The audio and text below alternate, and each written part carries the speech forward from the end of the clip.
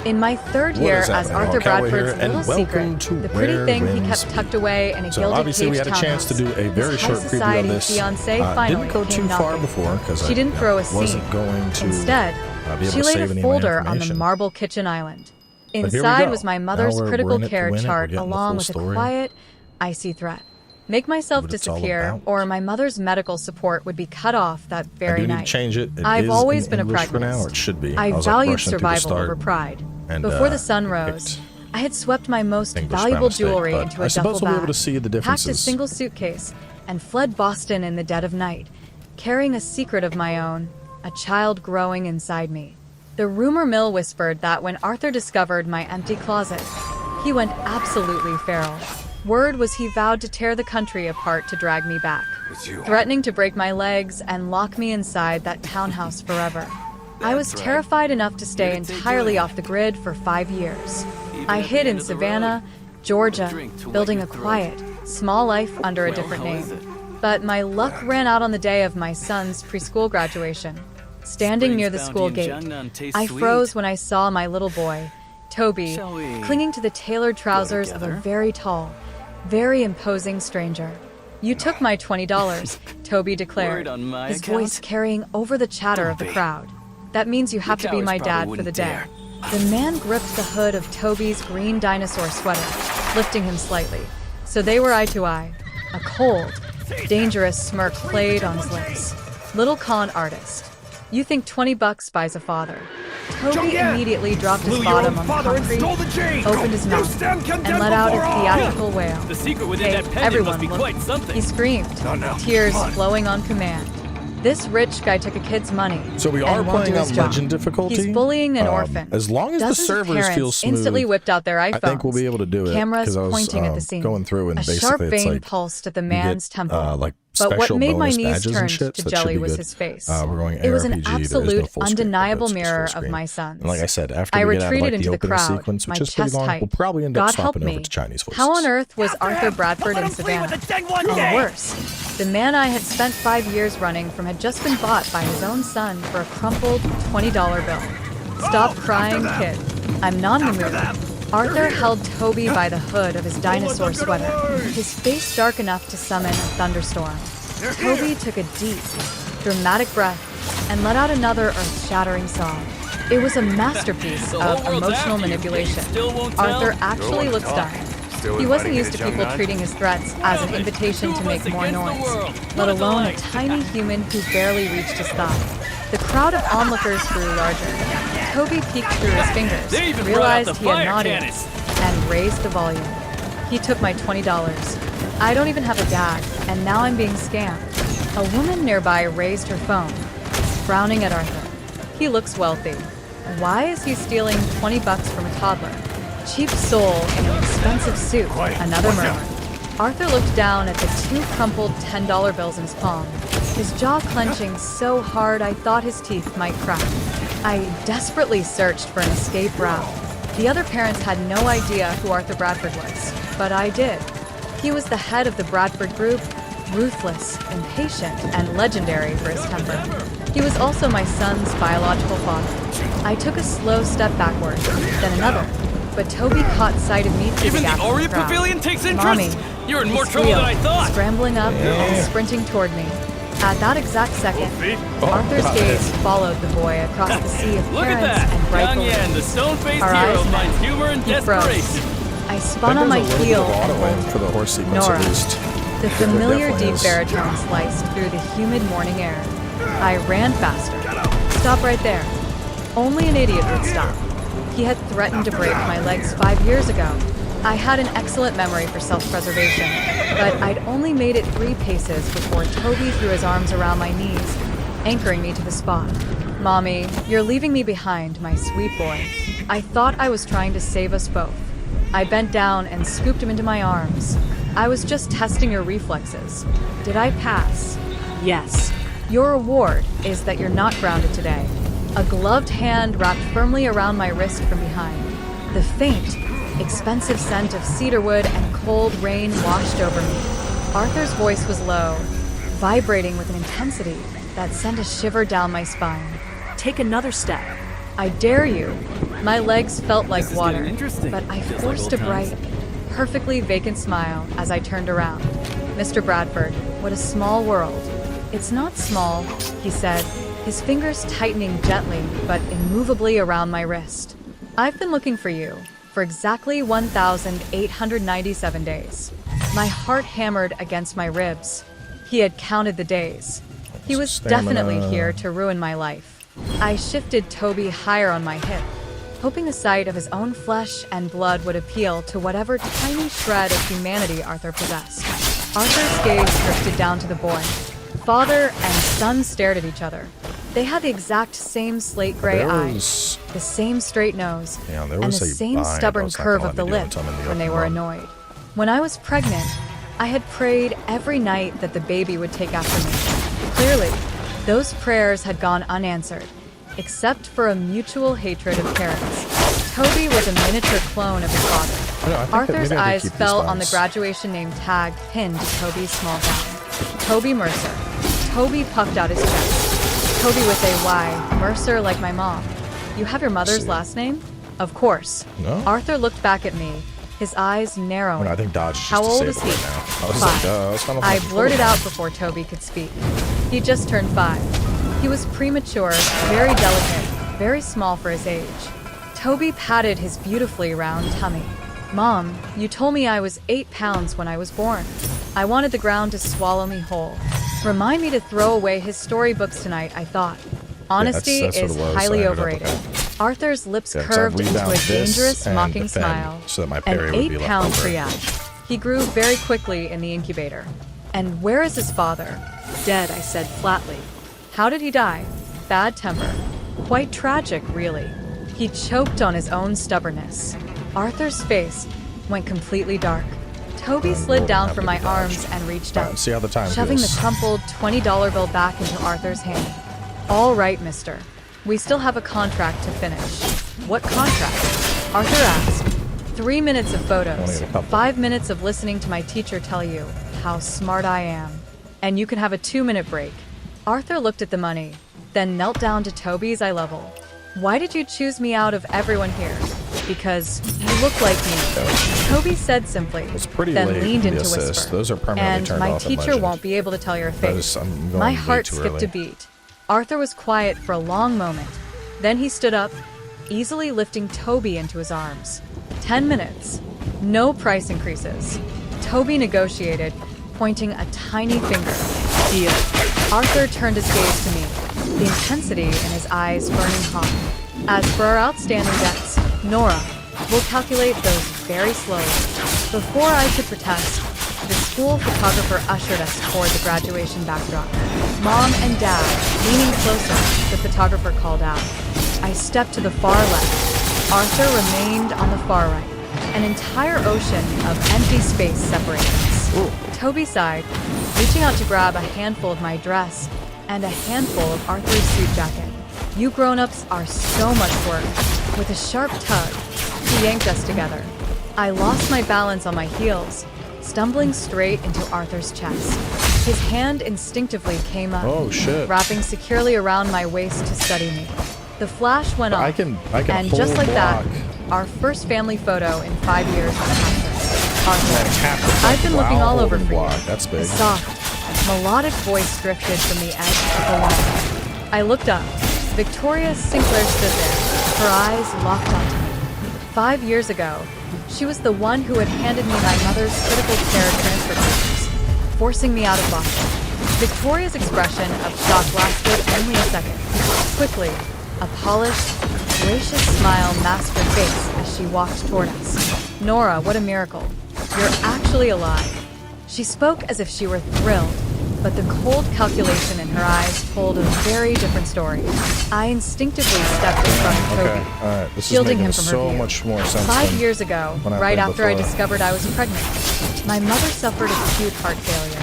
The specialist hospital she was admitted belonged to the Sinclair Family Network. Victoria had laid the transfer agreement next to my mother's emergency surgery consent form. If I vanished, the surgery would proceed immediately. If I stayed, the surgeon would walk out, the bed would be cleared, and the critical medication would be withheld. Arthur was in Europe at the time. I had called his personal line 17 times, but it went straight to voicemail every single time. I couldn't risk my mother's life on a silent phone line. I sold the jewelry Arthur had given me and left Boston that afternoon. Now, Victoria was staring at Toby. Her gaze lingered on his face for so long it made my skin crawl. "Is this your son?" she asked. "Yes." "Who's the father?" "None of your business." Victoria let out a soft, dry laugh. Good. "I suppose not." She reached down, intending to pat Toby's cheek, but he quickly ducked behind my leg. "Ma'am, I don't like being touched by strangers. I'm an old friend of your mother's, sweetheart." Toby peeked out from behind my dress, studying her face with analytical gravity. But whenever Mommy looks at you, she starts shaking. The air on the lawn instantly turned frigid. Arthur turned his gaze to me. "You're afraid of her." "I'm just cold." I lied. "It's 90 degrees out, Nora. I have poor circulation." I grabbed Toby's hand, desperate to leave, but he checked his little dinosaur wristwatch. "We still have 2 minutes left of your rental time." "What rental?" Victoria asked, her brow twitching. "The temporary dad," Toby explained. Arthur's expression soured further. At that moment, Toby's preschool teacher walked over. "Oh, Toby's dad made it after all." Toby nodded. "I rented him." The teacher's smile faltered. Toby thought about it, then corrected himself. "He's seasonal." It didn't sound any better. The teacher cleared her throat and handed me an envelope. "Tonight is the graduation banquet. Toby is our valedictorian, so he'll be giving a speech on stage. We expect all parents to attend." Toby immediately wrapped his arms around my leg. "Mommy, you promised you'd record it." He had been practicing his speech in front of his stuffed animals for an entire month. I nodded, my heart softening. "Of course, I'll be there, sweetie." "I'll be there, too," Arthur said quietly. Victoria's smile stiffened. "Arthur, your mother is waiting for us in Boston to discuss the wedding arrangements." "There are no arrangements," Arthur replied, his voice flat. "But our families agreed." "Then let our families marry each other." Arthur cut her off. I stared at him, bewildered. "They aren't married." Then why, 5 years ago, did Victoria carry herself with the absolute authority of the future, Mrs. Bradford? Before I could puzzle it out, Arthur walked away with the teacher to discuss the evening's logistics. The moment he was out of earshot, the warmth drained from Victoria's face. "Bring the child tonight," she whispered, her voice sharp as glass. "But the moment he finished his speech, you will pack up and leave Georgia permanently." I clenched the invitation card in my hand. On what authority? How's the baby? On the authority that the experimental medication keeping your mother alive is manufactured exclusively by Sinclair Pharmaceuticals. She stepped closer, her perfume cloying and suffocating. "I saved her life 5 years ago, Nora. I can take it away just as easily." A cold dread settled deep in my bones.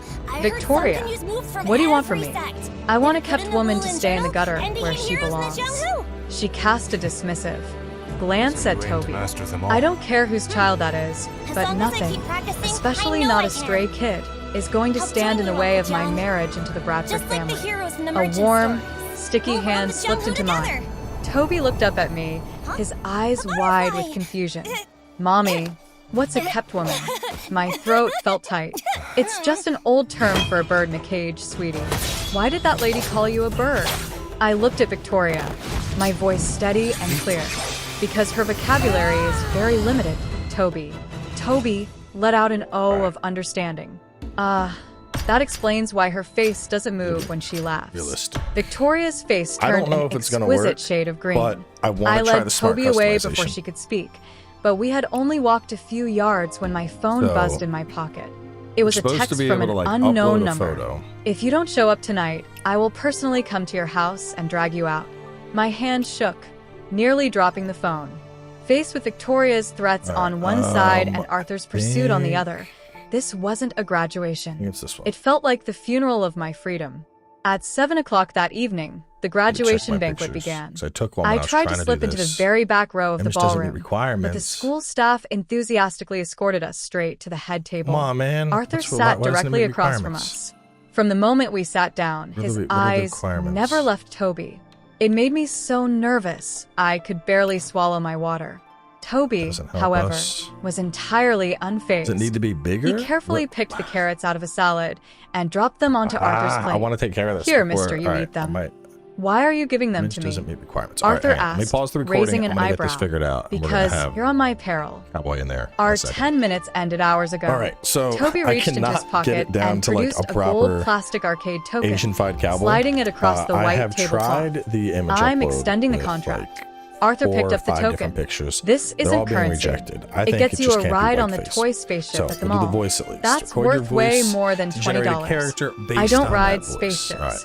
Then what do you like? Silence, Arthur said dryly. Toby nodded solemnly. Is it ready? Fine. Then stop talking and listen to me explain how the Tyrannosaurus Rex hunts. Arthur's temple twitched, but he didn't pull away. Within 5 minutes, he had received a comprehensive lecture on prehistoric apex predators. The Yellow River to my flows surprise, far away among he the white actually clouds, listened, and there is an his expression remarkably patient, watching them sit together. The same sharp jawlines, the same intense focus. A dull ache bloomed in my chest. Toby had always been a sensitive, observant child. During previous father-son events at preschool, he had never asked me why he didn't have a dad. I'll take Asian-fied he had only asked instead. me once right before bed. Mommy, our dad's very expensive to buy. He had spent 6 months saving his allowances, thinking that if he just had enough cash, he could purchase a father of his own. Toby, sweetie, it's time to head backstage and get ready. A teacher called out, interrupting my thoughts. Toby jumped off his chair, adjusting his little cap. Mommy, make sure you take the video from a high angle so I look tall. Like this one. You're only 3 feet tall, Toby. A little too he thought Assassin's about it, Creed then for me, make to be everyone honest. else look shorter. I walked him to the backstage waiting area and smoothed down his little graduation gown. I look like I'm trying Just to as sell I finished, my body. a frantic school staff member rushed up to me. What kind of Miss wanderer Mercer, walks around your like mother this, bro? just collapsed downstairs in the lobby. Panic seized me. And here I'm my just mother, a fucking she Final didn't come Fantasy tonight. protagonist. We're definitely She's back going at the for this apartment. A Miss Sinclair told us she arrived to surprise you and fainted near the entrance. A cold dread flared in my chest. But where my mother was concerned, I couldn't afford to hesitate. I told Toby to stay put, ran out of the ballroom, and took the elevator to the lobby. What else do we got? The reception area was completely empty. I pulled out my phone and called my mother. She picked up on the second ring, her voice clear and lively as she watched her evening game shows. She was perfectly fine. It was a distraction. I turned and bolted back to the elevators. The moment the doors opened on the banquet floor, I heard a chorus of gasps from the ballroom. Victoria stood near the stage, cradling an open leather case, her expression one of theatrical heartbreak. This was my grandfather's antique violin. She cried, her voice trembling. It's worth over $3 million. We were planning to auction it for the school's music program tonight. Who would do this to the strings? A janitor stood nearby, pointing a finger toward the stage. I saw that little boy playing near the case earlier. All eyes in the room locked onto Toby. He stood there in his oversized gown, clutching a violin bow in his small hand, his face pale with confusion and fear. I didn't break it, Toby whispered. Victoria knelt down in front of him, her voice dripping with artificial sweetness. Sweetheart, if you just tell us who told you to do this, no one will be angry with you. Nobody told me to do anything. Then why is the bow in your hand? A lady in a blue dress handed it to me. Which lady? Toby looked around the crowded room, but the assistant who had lured me downstairs was nowhere to be seen. The whispers from the crowd started rising, sharp and cruel. I heard the kid doesn't even have a father. No discipline at all. What a shame. A $3 million instrument. How is a single mother supposed to pay for that? I shoved my way through the crowd, pulling Toby behind me. You have absolutely no proof it was him. Victoria stood up, brushing off her skirt. The bow was in his hand. Nora. And we have an eyewitness. I want to see the security footage. I demanded. The school principal stepped forward, looking uncomfortable. Ms. Mercer, the backstage cameras experienced a system malfunction about half an hour ago. Of course they did. The trap was seamless. Get me out of the room. cut Look the at the camera cameras thing working. and I'm gonna frame try it. a 5-year-old. Victoria sighed softly. Nora, If the boy apologizes, I won't press charges. But given the circumstances, I don't think it's appropriate for him to deliver the valedictory speech tonight. Toby's small body went rigid. His eyes welled with tears, but he bit his lip, refusing to let them fall. "Mommy, I didn't do it," he whispered, his voice shaking. "I practiced so hard. Why can't I go on stage?" My heart shattered. He had spent hours reciting his lines to a stuffed bear, sometimes even mumbling the words in his sleep. The principal sighed. "Ms. Mercer, please just have the boy apologize so we can move on." Apologize for what? The heavy double doors of the ballroom swung open and Arthur strode in. His eyes swept over Toby's tear-stained face, and his expression instantly hardened into ice. Who touched him? Seeing Arthur, the tears Toby had been holding back finally spilled over. "Mister, they're saying I'm a bad kid." Arthur walked straight to us, ignoring the whispers of the crowd, and held out his Another arms. new wing. Toby hesitated for a fraction of a second before burying his face in Arthur's neck. My throat tightened. The $20 father was proving to be worth every penny. Hold up. Arthur patted Toby's back, his voice surprisingly Settings. gentle. "Did you break the violin?" no. "Then you didn't do We're it." gonna try with Toby the layouts. sniffled, I think looking at holding him. defense and "Why then do you pressing believe RB me?" to tap that. Arthur feels was kinda silent for a natural. moment. "Because you're a lot of things, kid, but you're not stupid enough to get caught like this." Leave it to Arthur to offer comfort. That sounded like an language. insult, but it worked. Game, voice, Toby stopped Chinese. crying, wrapping his small Language, arms English, tighter target around language, Arthur's file. neck. "You're not as mean as you look." Victoria's expression turned incredibly sour. "Arthur." The bow was in his hand, and Okay, the I staff think that's saw the him. only thing. This We'll is a swing to common this delinquent one. behavior. You shouldn't risk Turn the Bradford off. family reputation for a child who means Motion nothing blur. to you. Arthur turned a cold, Everything else, piercing have glare on her. cranked. "Who told you he means nothing to me?" Before Victoria could respond, Arthur motioned to his personal assistant who had just entered. "Check the violin." The assistant knelt by the case, inspecting the broken strings with a small flashlight. A minute later, he pulled a thin, transparent wire There you from go. the bridge All she of the know now is I'm instrument. Blue Eye Samurai. The strings weren't cut, the assistant announced. Someone wrapped high-tension fishing line around the pegs. The moment anyone lifted the bow out of its holder, the tension snapped the strings automatically. The room erupted into murmurs. Victoria quickly recovered. "That only proves it was a trap, Arthur. It doesn't prove who said it." "Actually, it does," Arthur said. He reached down and tapped the small plastic dinosaur keychain clipped to Toby's backpack. "My son's bag has a built-in safety camera." I stared at him. Since when? "Since we took the photos this morning," Arthur said calmly. A certain little con artist claimed, "I don't do my job after taking his money. If I'm on the clock, I protect my client." I decided right then that Toby's $20 was the best investment we'd ever made. The assistant connected the keychain's memory drive to the ballroom's large projector screen. The screen flickered to life. The wide-angle feed showed Toby sitting quietly in the corner holding his speech cards. What about the A kid I young was woman watching? in a blue dress walked up to him, smiling warmly as she handed him the violin bow. The moment he took it, a sharp snap echoed from the case.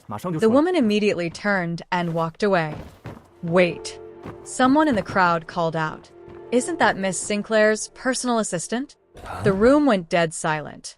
The assistant tried to slip toward the exit, but Arthur's security team blocked her path. "It wasn't my idea," the woman shrieked, her face pale with terror. "Miss Sinclair told me to do it. She wanted to ruin the boy's speech, so she could force Miss Mercer out of the city." Victoria's face drained of color. "Shut your mouth." I stepped forward, my voice shaking with years of pent-up anger. "You were terrified Arthur would recognize me, so you staged this entire farce. Just like 5 years ago, you only know how to threaten people's families." The ballroom was silent enough to hear a pin drop. Victoria straightened her spine, desperately clinging to her dignity. "Nora, don't be ridiculous. You're delusional." She reached into her designer clutch and pulled out a document, tossing it onto the table. "You're the one who took a settlement from the Bradford family 5 years ago and ran. Now you show up with a child of questionable parentage, clearly trying to extort Arthur." The projector screen suddenly flashed with several scanned photographs. They showed me years ago sitting in Arthur's private Boston townhouse, wearing his silk robe and the diamond necklace he had bought me. Below the photos was a signed relationship termination and settlement agreement. The room erupted into scandalous whispers. So, she was just his kept mistress. No wonder she hid the kid. She's clearly back for a payday. The whispers buzzed in my ears like a swarm of hornets. The past I had spent 5 years trying to bury was being stripped bare in front of my son's teachers, classmates, and neighbors. I didn't care about my own reputation, but Toby was only 5.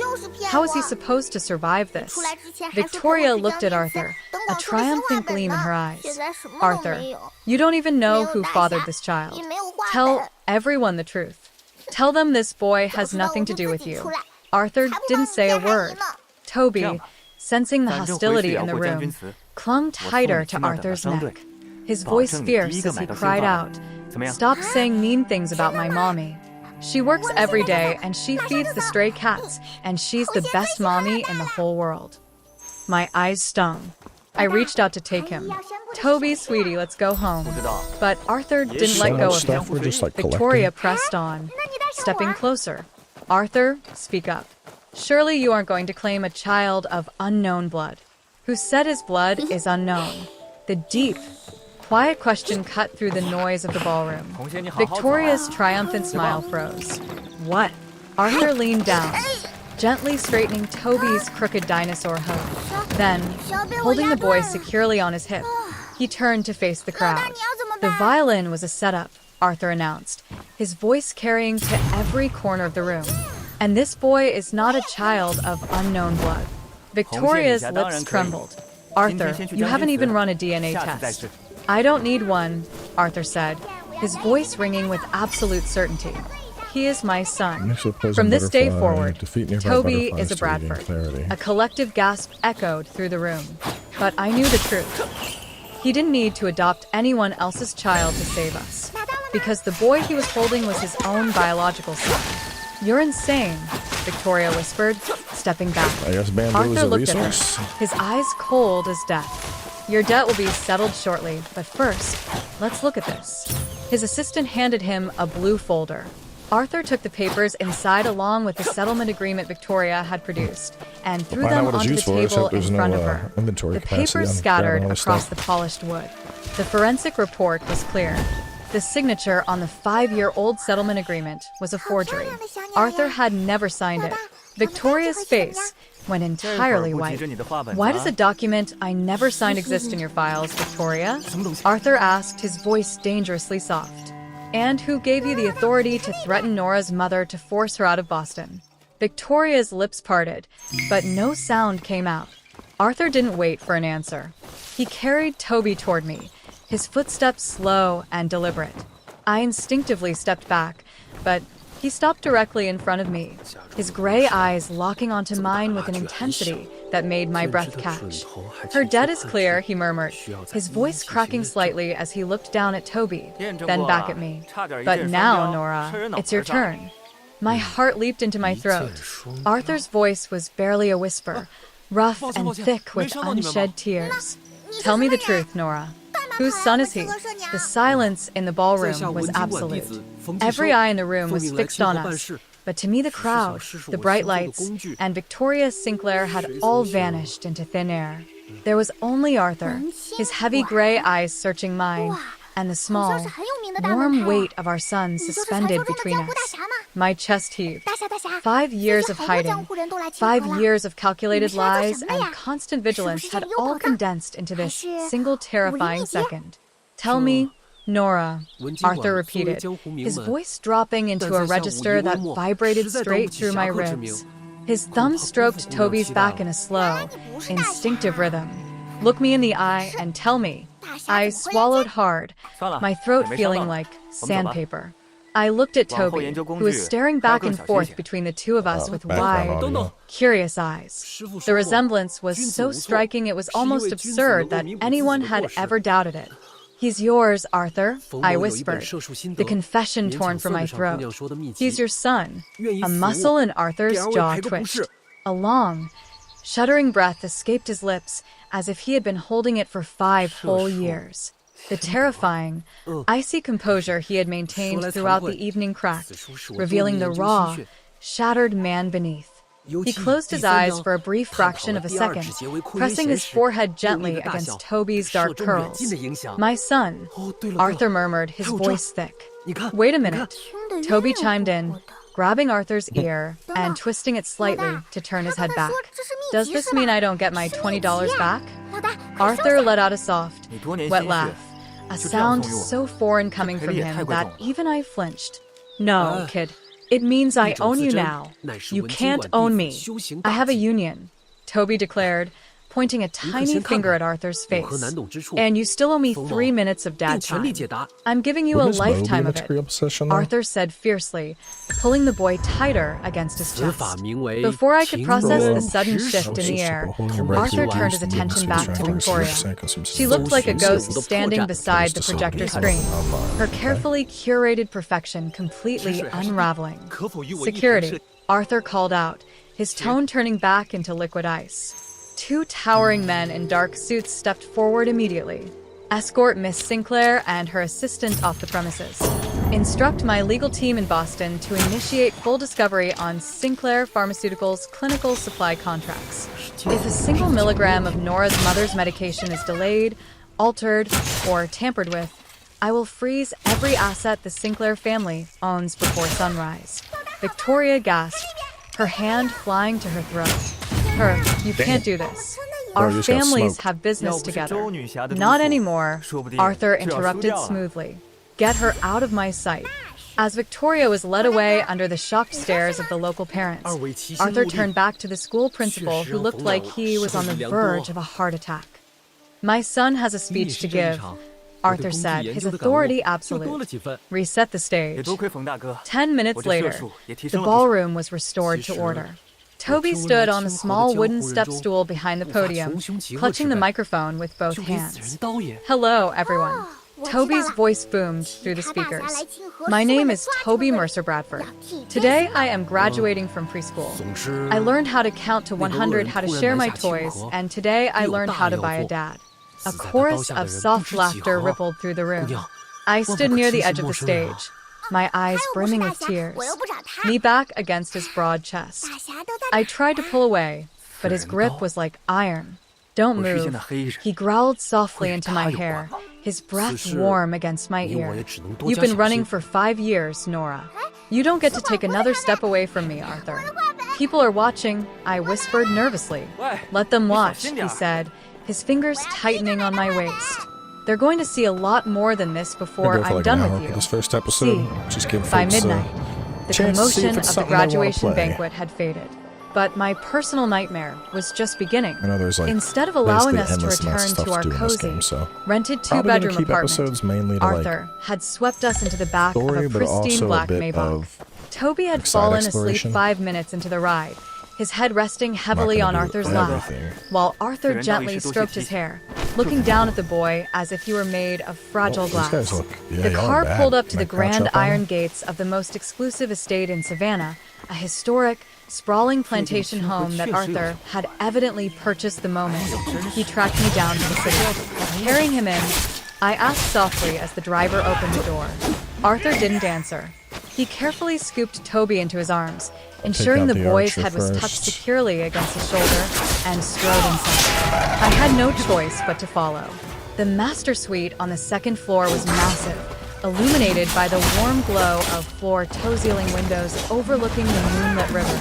Arthur placed Toby on the oversized king bed, carefully removing the boy's tiny shoes and pulling the duvet over his chest.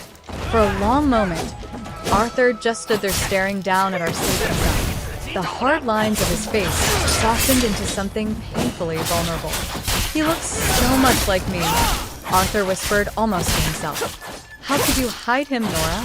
How could you let me miss 5 years of his life?" The sheer grief in his voice stung Definitely enough deeper of a than any anger challenge would to the have. combat. I'm I getting didn't have a interested. choice, Arthur. I will say that the I parry timing hissed, is so much better. keeping so my I'm voice low so absolutely as not to convinced wake before Toby. the Victoria brought me preview I my was doing mother's was medical definitely on Chinese records. servers. She told me if I didn't leave, they would pull the plug on her surgery that night.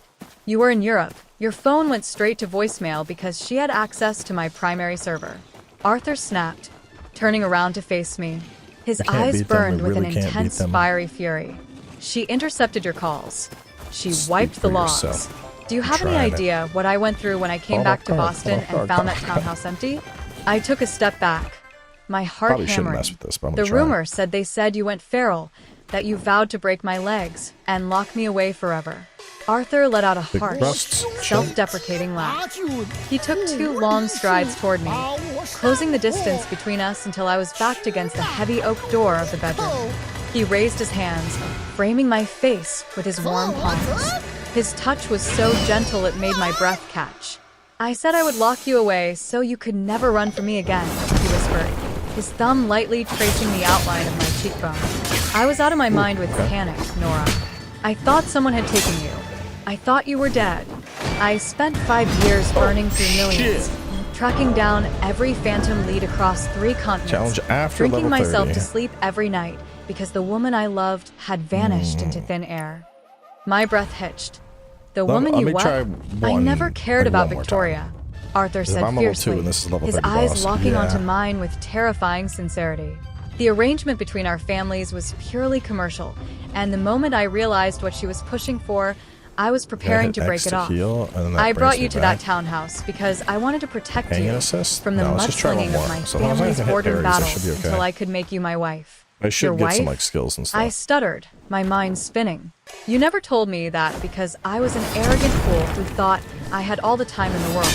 Arthur roared quietly. He rested his forehead against mine, his hot breath mingling with mine. 5 years, Nora. 5 years of waking up in an empty bed. Do you know what that does to a man? I couldn't speak. The realization of how terribly we had both been manipulated washed over me, leaving me dizzy. I'm not letting you go, Arthur murmured, his lips brushing against the shell of my ear, sending a jolt of electricity straight down my spine. You think I'm a monster? Fine, call me a monster. But you, me, and that little boy in that bed, we're going back to Boston together. The next morning, I woke up to the smell of fresh coffee and the sound of muffled giggles coming from the kitchen. I quickly threw on a robe and hurried downstairs. The sight that greeted me nearly made me drop to my knees. Oh, wait. Arthur Bradford, Billionaire CEO, Oh, damn. feared Yeah, there's no way I'm gonna industrialist, do and this. notorious Because, yeah, cold-hearted as I was just bachelor, looking, was standing at the kitchen island, bro, I had 2 wearing a black dots, silk shirt with the sleeves which rolled up, meant covered in 2 white more flour. health bars, or 2 Toby health was bars. sitting so I on the need to go counter through next that to him, cycle. wearing an oversized chef's hat, 4 times? enthusiastically dropping or chocolate possibly chips 6 into a if bowl the bars of indicate pancake a whole. batter. Alright, we'll come back to him. No, kid. Let me at You're least putting too unlock many in, like heavy Arthur attacks. said smoothly, adjusting But I'm pretty Toby's sure I hat. can parry most There's of that. no I just such need to thing get some, as too many chocolate chips. I need to get past Toby level 2. countered authoritatively. It's mathematically impossible. Is that so? Show I'm me gonna the pick proof. every flower Toby until I'm grabbed the next level. a handful of chocolate It's weird chips because like it does and have a shoved bit them of a into his like mouth. open world, Proof consumed. like Ghost of Tsushima, Arthur shook his Assassin's head, Creed thing going a on. genuine smile But there's playing also on his lips. so many Then pop-ups he you looked can up tell and that caught me has, standing like, in the doorway. that The always warmth in his online eyes instantly MMO shifted roots. into something deeper, more intense. Good morning, Mommy. Toby Stuck fight. chirped, waving well. a flour-covered spoon. The rented dad makes good pancakes. He's not Ruffians. rented anymore. Toby, Arthur said quietly, keeping his gaze locked on me. He's permanent. My heart did a traitorous little flip. After breakfast, Arthur's assistant delivered several large garment bags and leather luggage sets to the foyer. What is all this? I asked, eyeing the mountain of designer clothes. We leave for Boston at 2 o'clock, Arthur replied calmly, taking a sip of his black coffee. Your mother has already been transferred to the private wing of Mass General under my personal medical team. The Sinclairs no longer have any oversight over her care. I blinked. You already transferred my mother last night, Arthur said smoothly. I don't leave loose ends, Nora. Especially not the ones used to blackmail you. While the efficiency was breathtaking, a sudden wave of anxiety washed over me. Going back to Boston meant returning to the high society fishbowl I had spent 5 Alright, years Spear's avoiding. kind of fucking It lit in meant this facing game. Arthur's formidable family, the media, and the inevitable fallout from Victoria's destruction. Arthur, we can't just jump back into how things were, I said, stepping closer. Can I push you Toby into the doesn't know water? you.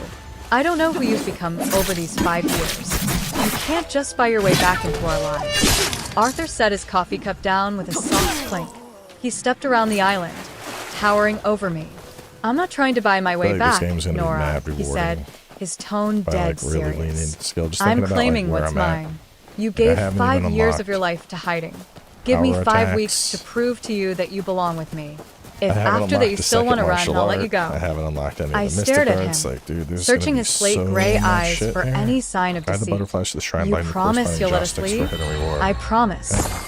Arthur said, though the dark, possessive glint in his eyes suggested he had no intention This is of probably going to be ever a letting that combination happen. of episodes and 3 streams, hours 'cause later, this we boarded Arthur's absolutely private lends jet. itself Toby towards, was like, utterly long-form fascinated content, by the plane, exploring around and spending the getting lost, entire but- flight sitting There's in the really cockpit nothing with the happening. It's like, pilots, could make for a good or series trying right to now, so negotiate extra desserts we'll do out of what the we can flight with this. attendant using his gold And then we'll be arcade dispatched tokens. whenever we get done with Arthur this. sat across from me in the plush leather seats of the main cabin.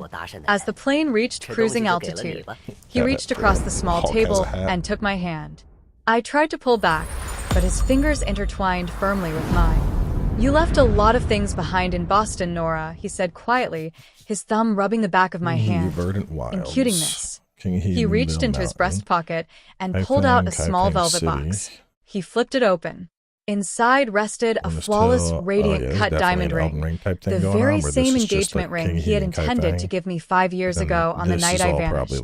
I carried this in my pocket every single day for 5 years, Arthur said, his voice dropping to a rough, emotional whisper. I'm not putting it on your finger yet. I'm going to earn that right. But make no mistake, Nora Mercer, you're going to be my wife. Returning to Boston was like stepping back into a beautiful gilded war zone. Arthur didn't take us to the small townhouse where I had once lived as a secret. Instead, the Maybach pulled up to the grand entrance of the Bradford estate, a sprawling gated mansion in Beacon Hill that had belonged to his family for generations. As the heavy doors opened, a line of uniformed staff stood waiting to welcome us. Standing at the head of the foyer was a sharp, elegant woman in her late 60s, her gray hair pulled into a flawless chignon. Eleanor Bradford, Arthur's mother and the undisputed matriarch of the Bradford dynasty. My heart plummeted into my stomach. 5 years ago, Eleanor had made it abundantly clear that a girl of my humble background was entirely unsuited for her son. Arthur, Eleanor said, her sharp eyes sweeping over me before landing on Toby, who was holding Arthur's hand. Her breath caught noticeably as she took in the boy's face. Mother, Arthur said coldly, pulling me slightly closer to his side. This is Nora, and this is your grandson, Toby. Eleanor walked slowly down the marble steps, her cane clicking against the floor. She knelt down in front of Toby, her stern facade visibly crumbling as she stared into the eyes of a child who looked exactly like her late husband.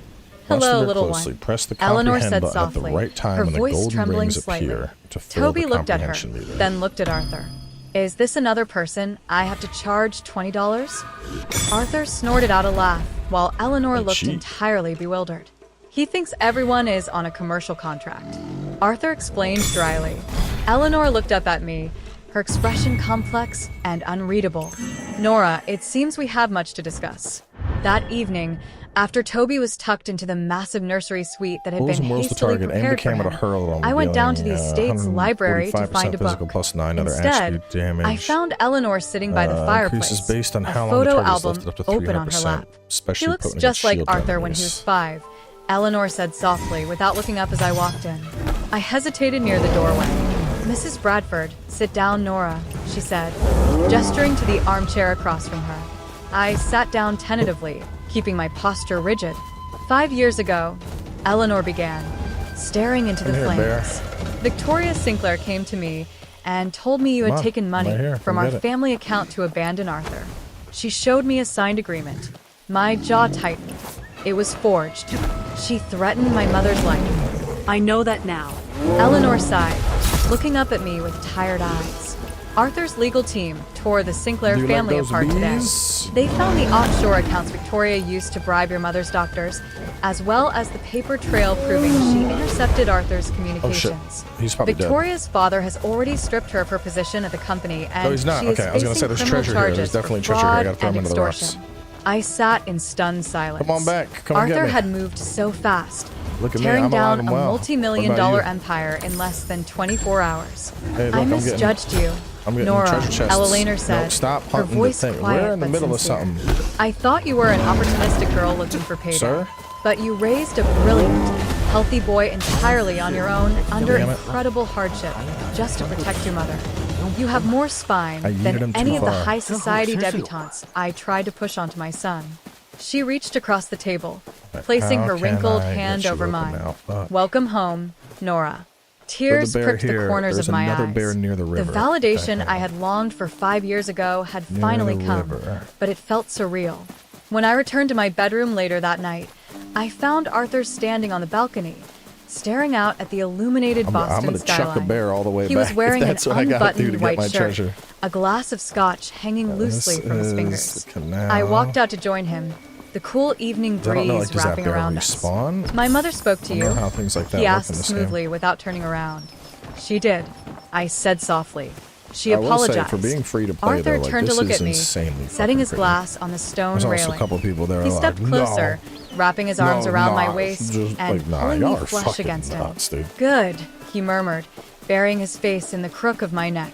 Because if she hadn't, I was prepared to move us out of this house tonight. What up, cat? Arthur.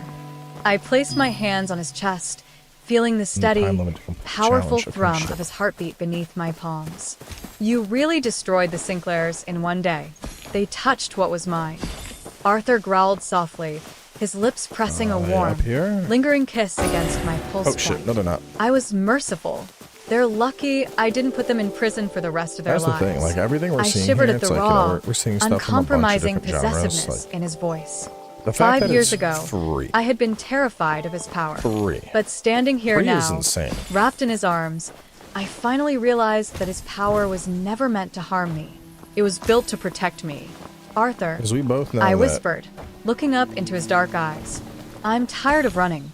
Arthur's breath Ubisoft caught. would His hands tightened on my waist, make the pulling same me thing so and charge close there was $70 for no this air left experience. between us. Say that again, he demanded, Thanks, his meow voice meow. thick with emotion. I'm done running, I said, a tear slipping down my cheek. I love you. I've always loved you.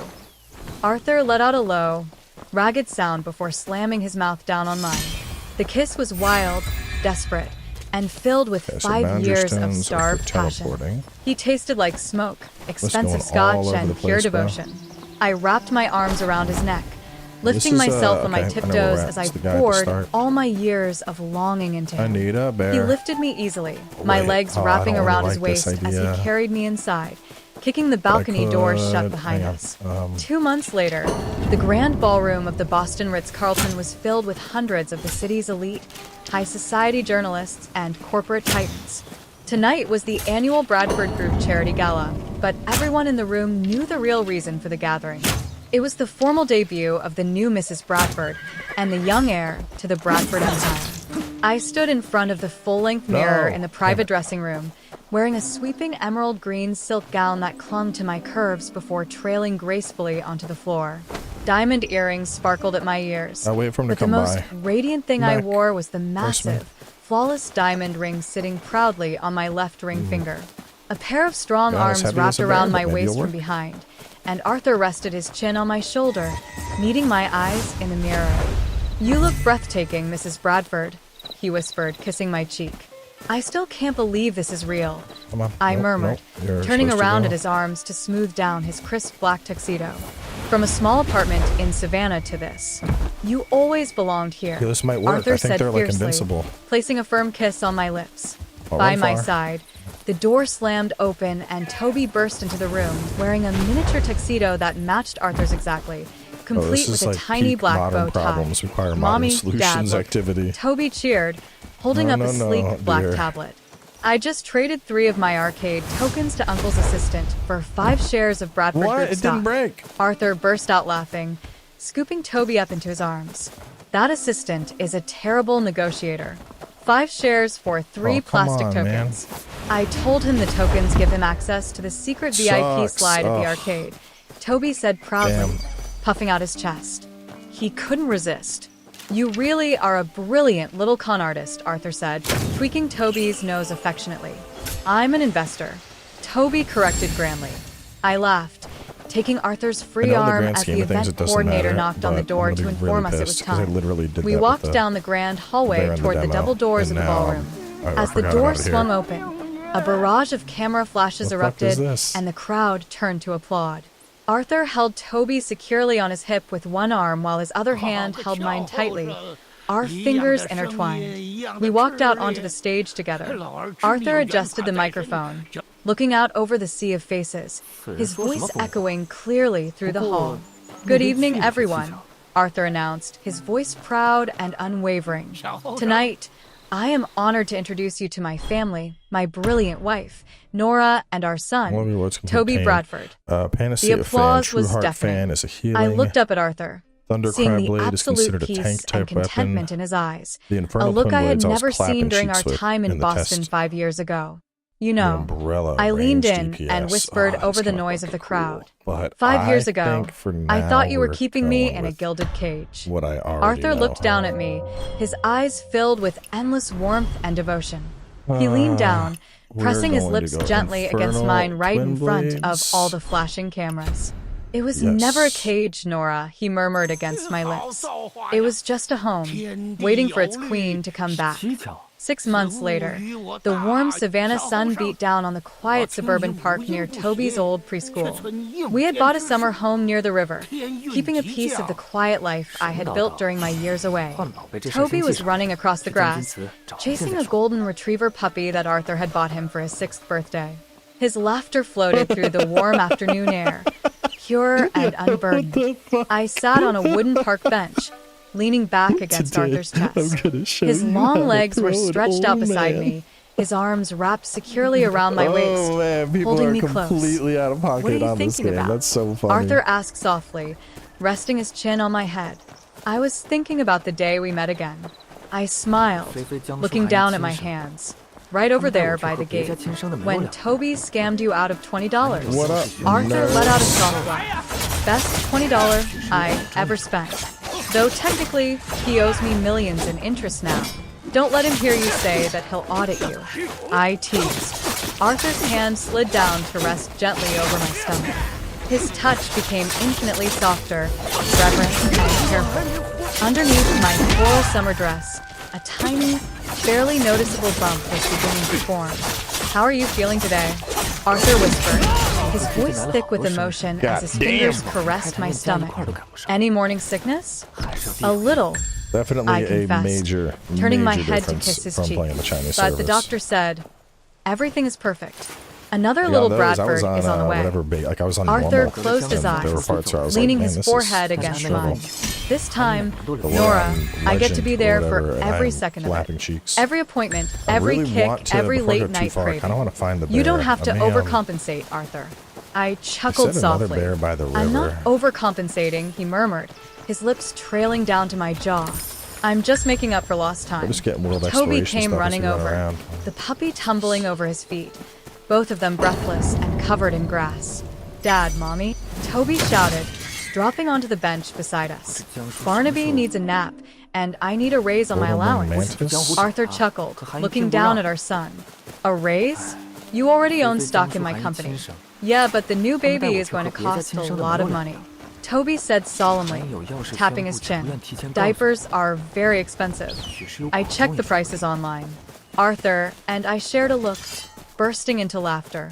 Arthur reached out, pulling Toby up onto his lap, so that the three of us were wrapped together in one tight embrace.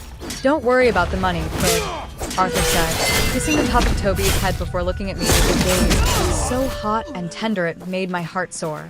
"Your mom and I are rich beyond measure." I smiled, Oh shit, we got a resting fan. my head against Arthur's shoulder as the sun began to set over the Georgia pines, painting the sky in vibrant shades of gold and pink. The cage was gone.